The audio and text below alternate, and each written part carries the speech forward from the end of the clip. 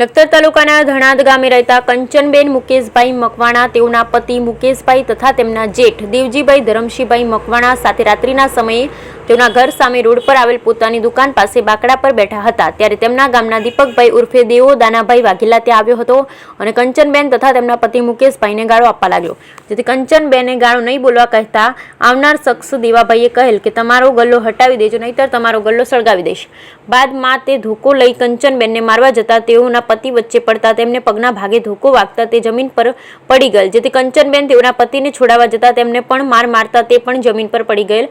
ઝઘડાના કારણે આજુબાજુના રહીશો ભેગા થઈ જતા બંને પતિ પત્નીને દેવા વાઘેલાથી માર મારતા છોડાવેલ, ત્યારે દેવાભાઈ વાઘેલા એ બંને પતિ પત્નીને જાનથી મારી નાખવાની ધમકી આપી ત્યાંથી જતું રહેલ। બંને પતિ પત્નીને સારવાર અર્થે લખતર સરકારી હોસ્પિટલ ખાતે ખસેડવામાં આવ્યા હતા।